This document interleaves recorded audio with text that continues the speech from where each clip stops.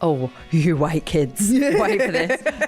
I genuinely don't believe it's ever money is the reason why you don't do something or you do something. That resonates with me. That's why I think those things. That's what's stopping me. Okay, so let's make an amazing business off the back of it. They're coming to you because they are struggling and they need help and they need a shoulder to be able to cry on, rant on, talk to, ask for help.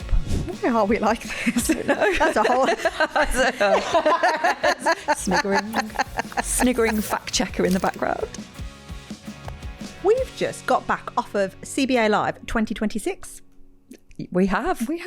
Yes. And we're sat here with our merchy mugs. We've got some new additions. We've got new mugs. I feel like you need to watch this episode to see them.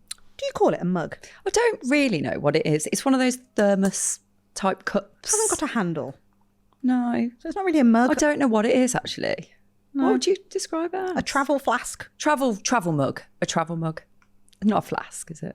Although it has got a little... It does have a little handle, but not in a handle in a normal mug respect. No.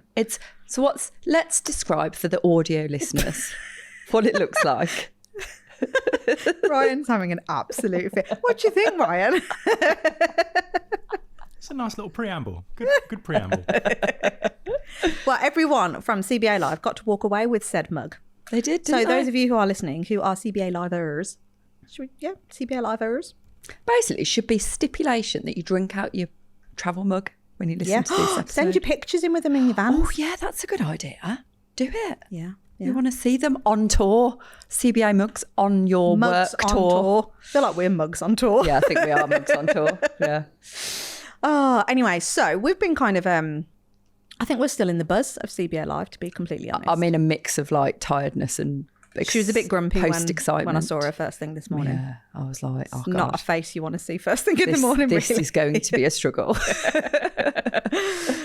But one of the, I want to say a theme really, because there was loads of different shoot-offs and spin-offs from this, but a really big theme that came up across numerous different speakers and then throughout all of the attendees during both days as well was the, I don't really know what you could categorize it as, like fear of judgment, fear of other people's thoughts and opinions, and just...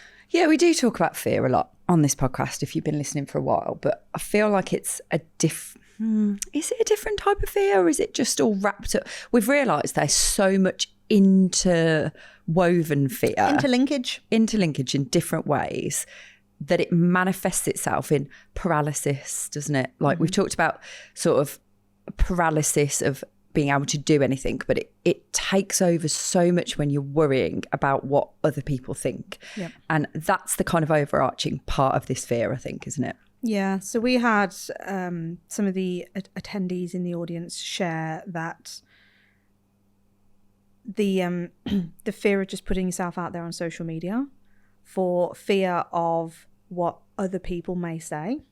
And actually, it surprised us that it wasn't what we thought, was it, that one? It was more what trainers that don't train the same way as you do. It was, wasn't it? That they were going to come at you, coined the other side.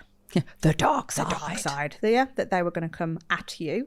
That was a huge fear. Yeah, which we didn't expect that, did we? Because we thought maybe more force-free or reward-based trainers would you be worried about rather than the balance side. Yeah. Kind of the fear as well of almost not being able to promise a quick fix. Yeah. And whether or not potential buyers are actually getting on board with that. Yeah. We talked a lot about disconnective language and not meeting owners where they're at and that kind of thing. I think that was a big light bulb moment for a lot, actually. Yeah. Wasn't it? Yeah. But we'll probably go into that a little bit more here as well. But some other ones were fear of not doing what you're telling yourself that you're going to do and what you're trying to achieve, and all of this stuff that you are wanting for yourself and wanting for your business. Fear that you're actually not going to do it. Yeah. Which turns into avoidance. Yeah, there was an exercise where we got people to imagine they're 6 months in the future and there were a couple of people when we did this last year at the event last year, there were a couple of people who hadn't even looked back at what they'd put at that time, what they'd said was going to happen. So it's basically like manifesting good stuff is going to happen to you in the next 6 months. And 2 people admitted they couldn't look because of the fear of that failure. I know I haven't done it. I know I'm not going to achieve what I set out to. So therefore, I'm just going to block it out and pretend it's not there. And that was quite a big moment, really, wasn't it? Yeah. To understand somebody feels like that. Yeah, some really like profound truths coming out of just so much wrapped up in fear, isn't it? And actually the bravery to actually say that out loud. Oh God, yeah. Like, I don't think I can ever get over how magical that space is. And I know we've only done 2 events now, but fuck me, I feel like we've been doing it forever in a good way, and just loving how amazing that space is for people. And actually, I think it's like 10x'd on last year's, the space, the safety, not fear of judgment in that room. And I feel like if this keeps going like this and this momentum keeps happening, imagine what could happen in the next 2 years. Oh my God, we could be the new Tony Robbins. We could be the new Tony Robbins. Does that mean we need to get some like fire walks? Yeah. Oh, you wait, kids. Wait for this. No, but I just feel like if that's the kind of space we created already, it's going to just keep improving on that, because as we know in this industry, it can be very divisive. It can be people just don't feel like they can be themselves a lot of the time. And I do feel like not only the attendees, but some of the speakers were totally themselves, and we saw them in a different way in that room. And that was really nice feeling as well, to know that we've kind of got that ability for people to show up exactly how they want to, but maybe feel like they can't in some situations as well. Yeah, it's lovely and a bit sad, all wrapped up in one, that there is so much fear in all of us, and just how paralyzing fear is for you. And it got us talking about some of the fearful decisions that we've made in our lives, and definitely more so recently in CBA. Some of those we've talked about before, like the investment in this podcast, for example. That was Oh yeah, we like bringing up the investment in this podcast a lot. Ryan had a twitchy eyebrow. We need a Ryan cam. What are you going to say then? A twitchy what? Like a raised, like one eyebrow. I'm glad you said eyebrow. Come on, you look like you want to interject here. I was going to say, you've got me on the mic. I think that's as far as we can go at the moment. Everyone, vote in. If it comes in. Vote in? He has to do it, yeah. What for? Ryan cam. Oh, Ryan cam. Yeah. But yeah, no, the podcast was a huge, scary investment, because it was that, I think there was a lot of things wrapped up in that decision, wasn't there? It was. Yeah. And actually, I think a lot of that was, do we believe in ourselves enough? We hear this a lot, don't we, when people are thinking about investing in things, whatever that might be, whether that might be us or other stuff. It's like, am I good enough? Can I do it? Do I believe in myself enough? And I do feel like the overriding decision why we made that big investment in the podcast was that we did believe in ourselves, and we believed the industry needed it that much. That was another factor, a big factor. We were like, fuck us, like this industry needs it, so we're going to make sure it goddamn happens. Yeah, it's a really good point you've mentioned that, actually, because yes, there was a massive financial investment involved in that, and it's easy for your brains to tell you that's the reason why you can or can't do something, because of the monetary value that's attached to it. But I'm going to put some money on this, because I can't think of another phrase, of I genuinely don't believe it's ever money is the reason why you don't do something, or you do something. Money, I think money is that shock factor. You see a figure and it makes you kind of step back or go immediately no, because I wasn't expecting quite that in some cases, not all cases. But I think for me, sometimes it's like that, oh, God, how much? And then you let it sit with you, and then the real reasons, like the underlying underneath that money, like response, like that fear response to the money, is actually not that fear response. So again, when I look back at that situation, yes, it was the money, and yes, I was looking at I ended up uncovering the reasons why it made me feel a bit sick. But actually, it probably wasn't that initially. Actually, it was probably the fact that do we think we can actually do this massive undertaking that we've got in our heads? Because, you know, you've got an idea in your head and it sounds great, and we kind of created this business that wasn't really doing anything. But you go, that's one thing, like having something in your head, having created a Facebook group with a few people in there, not really doing a lot with it. And then actually, if we make this investment, it has to become a reality.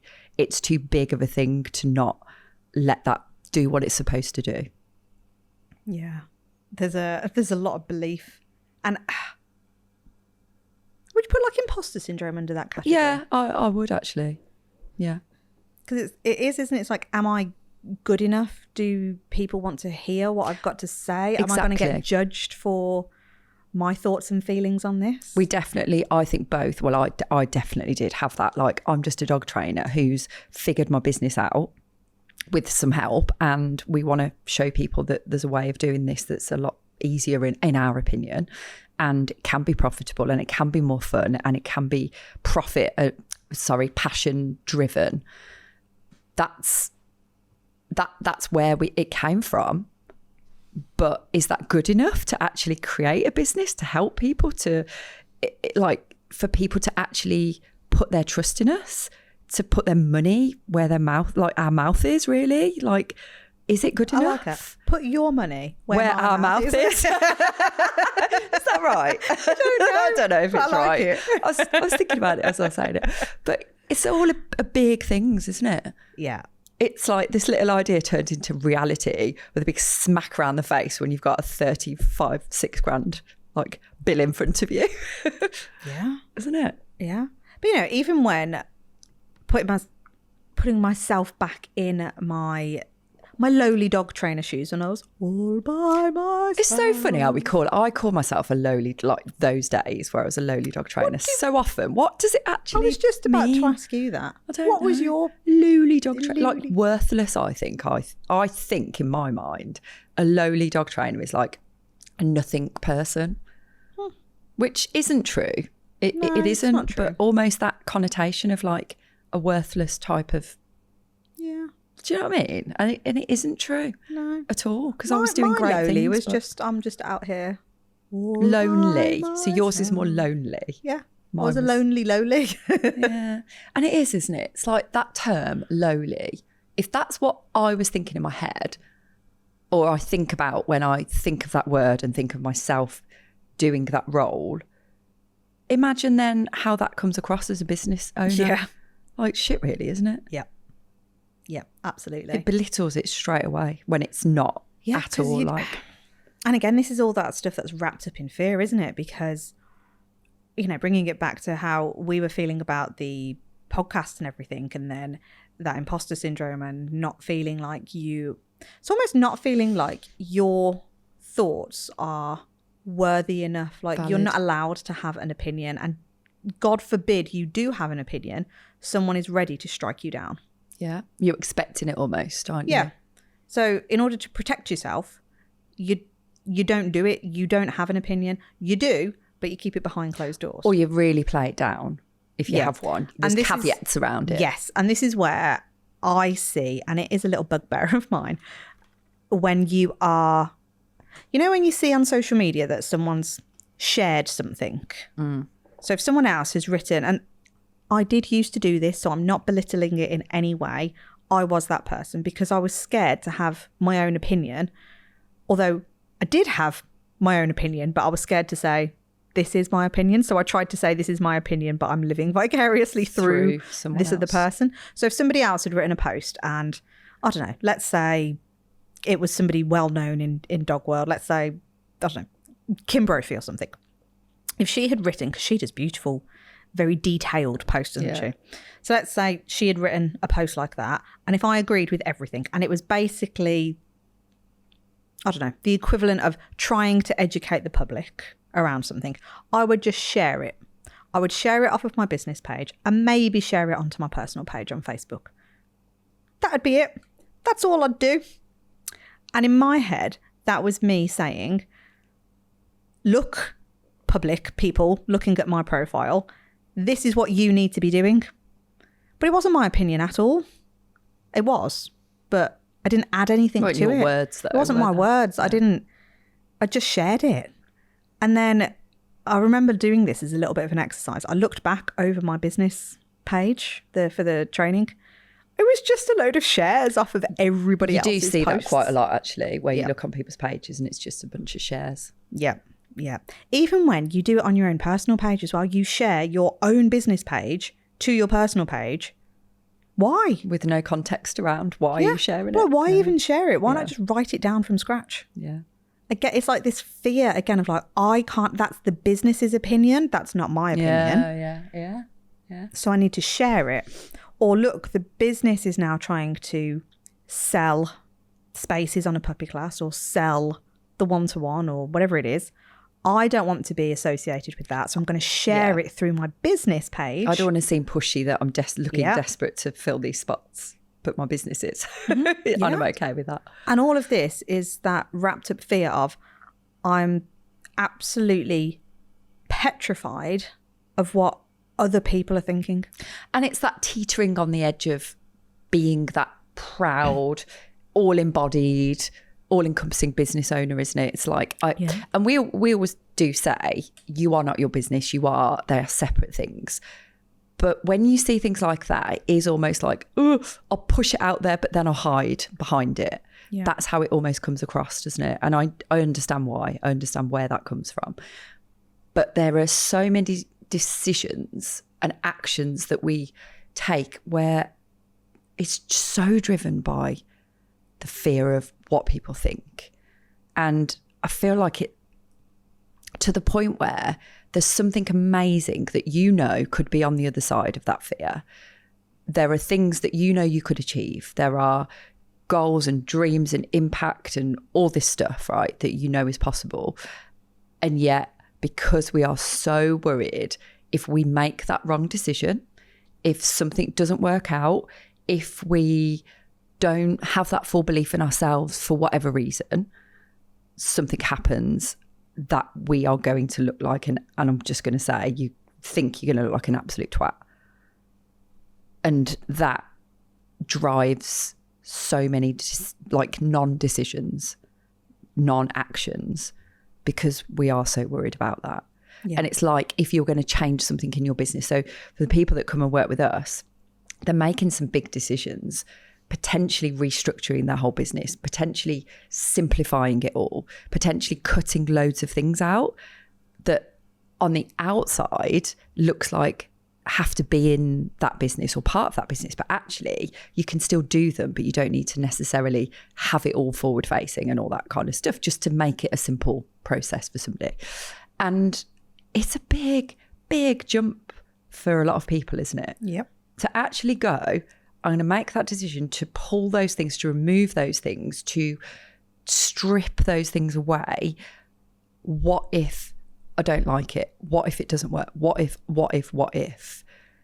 And logically, you can always put them back again. We know this. But that's a hard thing for somebody to come to terms with, because don't you think so many things in business feel like final? I think it's the same with life. I think there is so agree. much. Yeah, I think everything hinges on a decision.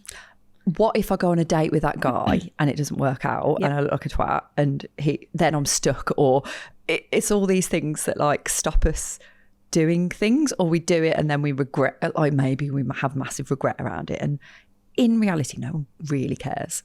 No. But we care. We care a lot. And oh God, I mean, you could get like really deep and philosophical on this.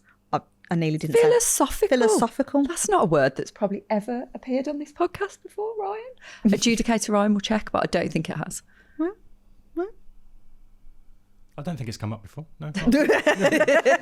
He's verified. I was more committed. It is a real word. Yes, it is a real word. But... We know it's a real word. I'm amazed you've been able to say it properly. I know. And I'm amazed it's appeared on this podcast episode. I can't remember how to say it now. So philosophical. Say it slowly. Okay. Philosophical.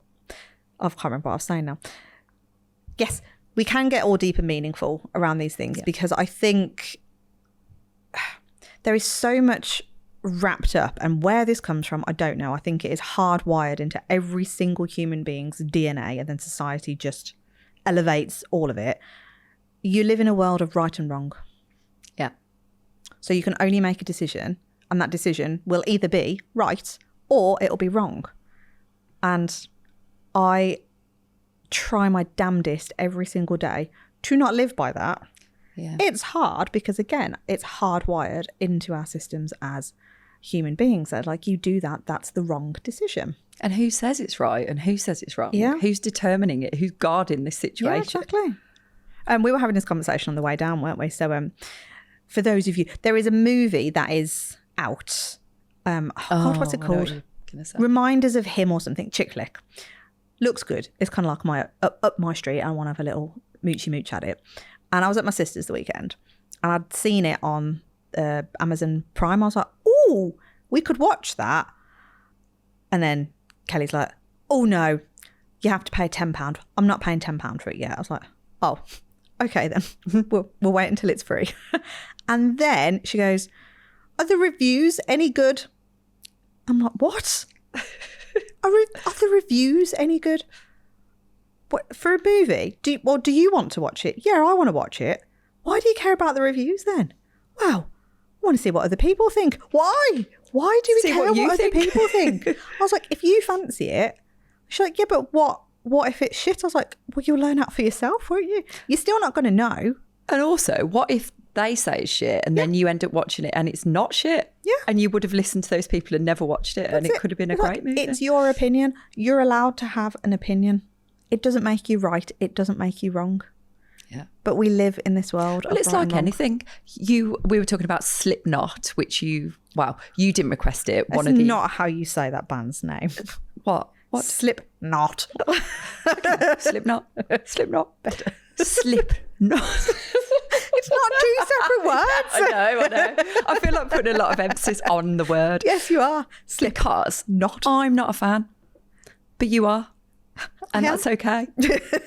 It wasn't okay when I was playing it wasn't okay when it came on bloody Friday night, Thursday night. I was like, what the fuck? And actually, it was I did say to you, it was a more tuneful Slipknot record. Yeah. Because some of them are just rah, and I don't like that. But that's your opinion. It would be me like going, what are the reviews for Slipknot? Do I listen or not? No, I don't want to listen. That's my choice. Or I do want to listen. That's my choice. Well, see, this is it. I was like, there is just, deep and meaningful and philosophical.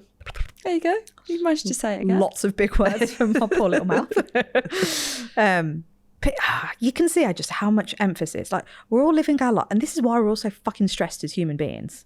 Imagine all the effort and energy that goes into each. Like, imagine you were making that agonising decision for every single decision, like crossing a road and like, just do I pull out on traffic or not? Like, some people I know do sort of overthink these things a lot, but it would be exhausting, wouldn't it, if every single decision was like that? Yeah, yeah. I mean, Darren tells me every morning that I make his coffee wrong. It's like, how can I make coffee wrong? What are the ingredients? Coffee granules. Correct, that's in there. His little squirty, syrupy thing. Like, syrupy thing? What's the in it? I don't know, like a salted caramel squirty thing. Oh, no. No, I don't know. God.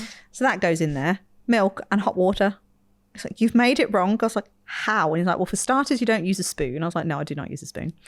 What? So you don't even mix it together? There you go. That's why it's wrong. No, I mix it together with a spoon, but I don't use a spoon to get the coffee granules out. I just tip the tub in. So your ratios are all wrong? Yeah. Apparently so. Okay, I'm with Darren. It's not wrong. It's a matter of opinion. Wrong for the consumer that you're making it for. But see, even like, we're conditioned on every single thing we do. That's wrong. You've done that wrong. Yeah. Poor outcome. Yeah. We're very hard on ourselves, aren't we? We're hard on ourselves and we're hard on others. Yes, this is it. This is the theme, isn't it? Everything is, you just, I mean, I can't even think of a word I was going to say then. I know I bring my sister into a lot of these chats. I know. Poor Kelly. Does she listen? Poor Kelly. No. We love her. She's awesome. You say it because she doesn't listen. She doesn't. I tell her this to her face. Fucking pain in the ass. I love her, but she does drive me insane. But likewise, I drive her insane. So it's all equal. It's all relative. She even says, because God bless her, like she doesn't have help out at CBA Live, doesn't she? She's like, I'd be lost without her. We even give her a big shout out at the end because she's the parts of my brain that do not work is where Kelly steps up. And the creative part. Yes, I have the vision. We realised, actually, I gave myself the title. I'm a conductor. Yeah, like waving your hands around at people. You go do that. You go do that. I can have the vision. I can't physically, creatively do it. She basically just fuck all people, but she just waves her hand around telling other people to do it. Yes, this is true. I don't do fuck all on the lead up. No, this is not, But if you watch Joe in a room, like setting things and everyone's blowing up balloons and putting creative balloon arches together and having all these things. That's not my bag. Joe is not doing any of that. Nope. It's not my thing at all. She's telling people, put that over there, and no, I don't like that there, and oh my God, these tables are bothering me. We need to move that one 2 inches to the left. And I'm literally going, what the hell? I'm just going to walk away from this. Can't deal. Yeah. I'll just go and blow more balloons.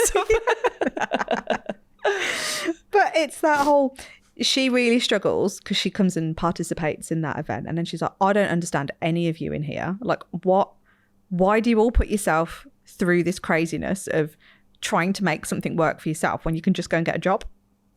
Is that what she said? That's her brain. That's how it works. She's like, okay. I don't understand. You're all stressing about money. There's jobs you can go and get and have money. Wow. Why? What? I just don't get it. Again, it's a very logical way of looking at it, isn't it? Looking at it. It's a solution. Yep. But it is, and it's this whole, and this is why, like, I know you and I, like, we absolutely love this entrepreneurial world that we're in. And with that comes deep fucking work on your soul, as well as deep awareness that you have got so much fear around you and you have to step into that fear. You can let fear control everything that you do. I remember being at a point in my life where I think this was like the second or maybe third investment I needed to do in one of my mentors. So this was before you and I met. And I genuinely did not have the cash. And I kept telling myself, like, I can't invest because I haven't got the cash. I think it was like $8,000 deposit they wanted. But rarely have we got cash hanging around to be able to invest like that. Exactly. Yeah. It's like, but that was the excuse that I was using. And the fear was my mortgage was up for renewal. I was self-employed and I hadn't earned as much as I wanted to put through the official books. So obviously the mortgages look at the official books, not the actual cash in the bank. I'd already got a fuck ton of debt because we were in a house renovation and all the investments that I always make. And I was like, oh my God, like I'm not going to be able to get my mortgage. And this was the story that I was telling myself. And then this opportunity came up and this $8,000-9,000, whatever it was that I needed to put down as the deposit. I'm like, oh my God. And I remember sitting there in this room with this guy and he just held me through and I sobbed and he just held that space for me. And it was actually someone who was working for me in the dog training business who is very fearful in her personality. She actually turned around to me and went, Joe, you need to do this. Like, you need to be around these people. You need to have something to strive for because otherwise you're not going to do anything. And I'm like, oh my God, even you can see it in me. Like, you'd never make that decision for yourself, but you can see how much it would benefit me. And I had to get over the fear and go, oh God, I haven't got the cash, but I can find a way to do it. Let's look at it this way. Let's spin the thought process differently. I'm already $60,000 in debt. what's another 8K? So did her saying what she said help that, or did Yeah. you come to that conclusion on your own? Well, I knew I already wanted it, and I knew I wanted it because of the state I was getting myself in. I think this is the thing, isn't it? When you see people getting really upset and there's lots of emotion involved, like turmoil, that's when you know that they really want it. I honestly don't think you can get yourself into that much of a state if you don't want it. If you don't want it enough. And I if agree. you don't believe it's going to help you. Because to me, the way I look at that is it's almost like fear trying to exit your body. Yeah. And you're trying to hold on to it. And it's that like, weirdly, I've got a visual of like having a hangover and all the alcohol trying to leave your body. Like when you're in Seeping out that your horrible, pores. like sweaty Yeah. bit of like, oh God. It is trying to osmosis out your body. Oh, for God's sake. Yes. It's been a few episodes since Yeah, I've that. said it. Or, you could go like a bit more spiritual. It could be like a poltergeisty thing trying to get out. God, no. Exorcism. Let's just go An with the alcohol. exorcism of fear. Yeah, I agree. I think it is that push and pull of the fear. Like, I always think of it like a cliff edge. It literally is like that. Do I jump off the cliff? Do I not? Am I going to die? It's the worst that could happen. And it is like playing it out. What's the worst that could happen here? Yeah. If I do it and it doesn't work. Like, we often do this on calls with people, don't we? If they're worrying about, if they're interested in working with us, but the fear is there and it's clearly about that moment, the leap, the actual, okay, I'm in type thing. It's like, let's imagine you've done it. How does it feel? And we've had people go, I feel physically sick. Right, okay, let's maybe not do it then right now. Mm-hmm. And people that go, the relief is like, I can feel the relief. Okay, so if you had that relief, what could happen next after that relief? Well, and then they're putting themselves in that position and actually experiencing how it's going to feel after they've made that investment, which is, it's a good thing to do, isn't it? To kind of play it out. Yeah. Yeah. But I think you've got to know, you've got to be brave enough to step into that fear. And this is where, when you're looking at it through you guys getting your clients on, this is the work you have to do with your clients. They're feeling the same. Yeah. The amount of times I have had people cry down the phone to me because they're scared of making the investment. This was also when I had like packages for 600 quid. Yeah. And again, it's not the money. It's the, I think a lot of the time with the dog training, it's like, can I commit to the work? Yeah. Can I actually make sure that if it's a family, for example, like they've got to get everybody on board with it. I know I could do it maybe, but that I've got to get husband, wife, son, daughter, everyone that lives with me involved. Is that something that is going to be possible? Because if I'm investing this amount, whatever that amount might be, I need to make sure it's going to bloody work. Yeah. Yeah. And it's that fear again of like, what if it doesn't work? Yeah. What if I make this decision and it's the wrong decision? Because all of us, we're only human. Yeah. And we all have this paralysis around, what if I make the wrong decision? And there will always be people who are going to blame the thing that didn't work because, we've almost fallen into that trap of going, well, that was shit. Well, actually it wasn't. It was the timing was wrong. Mm-hmm. We picked the wrong thing. We didn't actually need that thing. We needed something else. Or actually we did nothing with it. Like, we've made an investment last year and it was a considerable investment and we've literally done fuck all with it. Nope. It could be great, but we don't know. We just don't know, because at the time we thought that's what was going to fix things and actually it wasn't. And I still think it could be really helpful, but actually for that period of time where we thought it would be the answer, it wasn't. Yeah. And again, you'll know a lot of this because your actions will be telling you. And again, for me, I think this is where, if you're not getting yourself in a state over a decision, then how much do you need and want it? Yeah. Especially when it's all compacted with a hefty financial sum, a hefty time commitment. Yeah. It's actually going to change something in your life and business. And actually, it depends on where along that process somebody is, because they may have already gone through all of that before they speak to you on the phone, or before you may have gone through it. If you're looking at investing in some help for business, for example, and you may have already had the turmoil feelings and going like, even before I get on this call, I know what's going to happen. I'm going to want it. I'm going to want to do the thing, but I need to have actually put myself in that position to understand how it feels if I do it, And then, because we get people that rock up to say a discovery call and go like, I'm in, we don't really need to have a conversation about it because I've listened to your podcast for ages and I know about you and I've been in your world for ages. I've read your book. Like, I don't need anything else.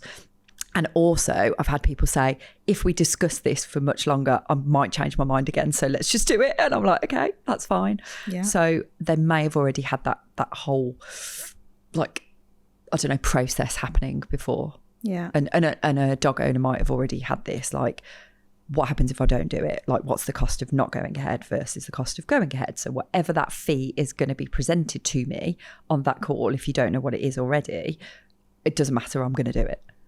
Yeah. Because I need it that much. Mm-hmm.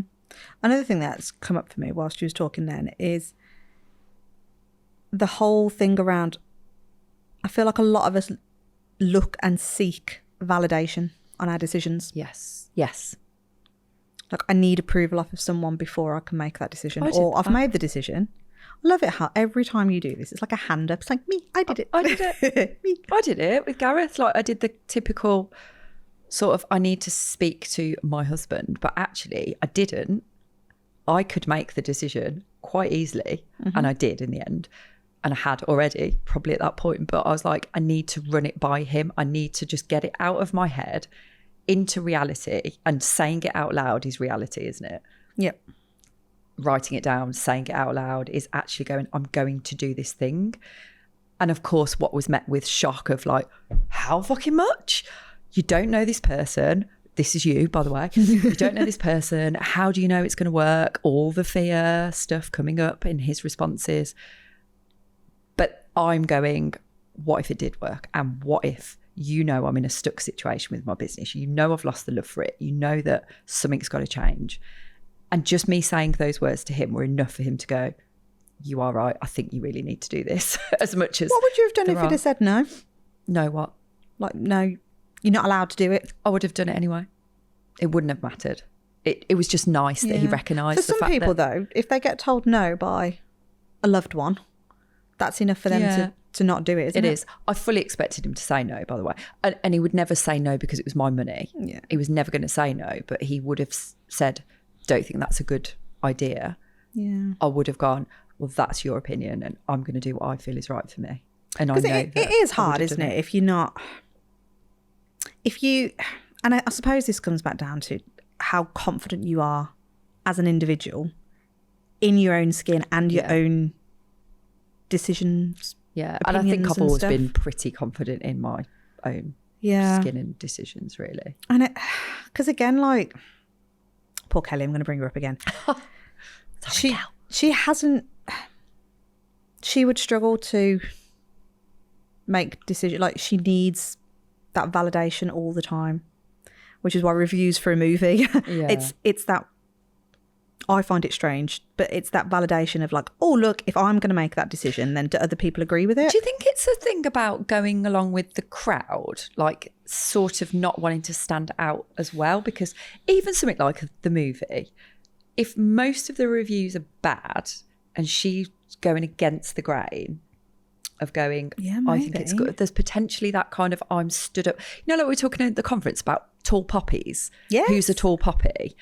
That's sounds like empowering, but actually how scary is being a tall poppy? Is being somebody that's different from other people. So possibly it could be if I ask somebody what they think and they don't think it's a good idea, and then I ask somebody else and they don't and they don't and they don't, and I turn around and say I do, and then it doesn't work, that's all on me, and I am just a bit foolish maybe. I am putting myself out there in that way to go against what other people think, for the most part, as like a bit of a group thing, like collective. Well, we're taught to conform, aren't we? Yeah, that's it. And you and I do not conform. No. So therefore, that's why these things might be easier for us. I don't know.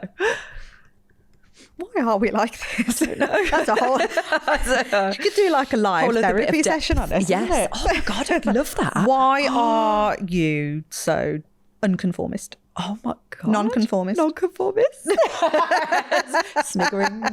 Sniggering fact checker in the background. Yes, Ryan. So unconformist. We are black sheep. Yes. So, yeah, I think just that awareness of, it's so fucking hard. It's so fucking hard to be a human being, let alone a business owner, let alone a crazy batshit, crazy person that's now trying to care about welfare of dogs as well. And now you got to try and get the people on board, and you're still trying to sort your own messed up head out because of tall poppy syndrome, because of not wanting to conform, but you kind of do want to conform as well, because of having your own opinion but being too scared to have your own opinion. Like, it is so all wrapped up, knowing that you've got poor money mindset issues, but then actually how can you run a business with poor money mindset issues, because you have to deal with money. Yeah. And even when we recognise them, that's not fixed. Nope. Because how many people in that room last week were like, oh yeah, I've got bad money mindset. That resonates with me. That's why I think those things. That's what's stopping me. Okay, so let's make an amazing business off the back of it. It's never that easy. Nope. Because there's lots of work to do, and it's ongoing work. Yep. And this is why, again, if we could just flick a switch and go, oh, I get it now. That's all the stuff that's stopping me. Right then, I'll just move that to one side and carry on. Everything could be so much easier. Yeah. It's never going to happen. No, but in reality, like, logical brain again goes, well, move that out the way, crack on, do all the stuff that you haven't been doing because of it. No way. It doesn't work like that. Yeah. And this is why every single human being out there needs a mentor in some way, shape or form. Like, Totally you agree. need somebody in your corner, and that's exactly why your clients are coming to you. They're not coming to you to fix the dog's problem, believe it or not. They're coming to you because they are struggling and they need help, and they need a shoulder to be able to cry on, rant on, talk to, ask for help. But it's masked up in, oh, the dog's being a dick when we take it on a walk. Can you come and fix it? It's almost like it's code for, actually, I've got a fucking clue what I'm doing. I'm overwhelmed. There's a million different things on YouTube that I just haven't got a clue where to start with. I've tried doing this myself and I feel completely inadequate and I just don't know where to start. I'm failing because I've tried and it's not working. I've tried this other thing that somebody else has recommended, but so actually, is it me? And actually, they could have been the one that pestered for the dog and wanted it. And then look what's happened off the back of it. So it's that guilt feeling. Yeah. I'm putting other people potentially in this situation. It's my fault. And I don't know how to fix it. Yep. And then we're looking at it as surface level problems when it's not. They're human problems. Oh, there's another subject we should dive into more, actually, that us underestimating the impact we have as a trainer. Because there's this is something we talk to our clients so much about, is the belittling of the work that we do. Because we categorize the problems, don't we, without really even thinking about it. Low level problems, up to high level problems. And we are automatically, when we get an inquiry about a low level problem, we are literally dismissing the person, not the person, but we're dismissing the problem. We do this with our prices. Yes, because you have trainer prices and behaviour prices. Yep. Like, we do it all the time. And yet we're not considering how it affects that person day to day. If it might be a jumping up problem or a loose lead problem, that is debilitating for some people to the point where they won't take the dog out. Yep. Is that the reason why they got a dog? To not take it out for a walk and enjoy it? Of course not. But we're going, the only problems that warrant larger investment, like larger fees, are aggression, all these kinds of things, reactivity, aggression and stuff. And I'm sorry, but I disagree massively on that. Yep. Yeah, we do. It's all, and that comes back down to that validation thing. Everything is wrapped up in fear, validation. In fact, someone has recently just signed up with us to come on our one-to-one coaching program. And I had a message from them this morning saying, ChatGPT agreed with my decision to come on board with you. Yeah. And I'm like, I love it. I love it, but also, what if it had said no? Yeah. But again, look at the act of I now need To check it's the right validation. decision. Yeah. I need validation that the decision I've made is the right one. Yeah. We're back to right and wrong. Scary, isn't it? And we're doing it all day, every day. So now we're not only interacting with other human beings, we're interacting with robots to tell us if we're making right or wrong decisions Yeah. because of that super high need for validation. Am I making the right decision? Who knows? And the reality is you're never going to know. Look at even just some of the life decisions you make. When to have a kid. When's the right time? I don't know. Is there a right time? No. There's there always isn't. something. When to get a dog? Yeah. When's the right time? You can try and plan it to the Do you best of remember your when I heart. was thinking about Baz, when I was going to get Basil, and I was like, oh God, I need to try and think. And at the end of the day, it's never the right time, is it? There's always going to be something. There's always going to be a reason not to and a reason to. You just got to do it. Yeah. Just fucking do it. It's like, right, there's going to be pros and cons to every decision. Mitigate what you can on the cons and just do what you can to move forward on everything else. Feel the fear and do it anyway. As I want to say Susan Jeffers. I feel that's her book. Susan Jeffers, Feel the Fear and Do It Anyway. I'm owning it like I'm confident in that's the author. Well, I feel like that might be a good place to end this episode then. Yep. On that little catchphrase. Yep. Is that it? You literally ended it there. We are so shit at ending episodes. I feel like that is the end. I'm going to say the end.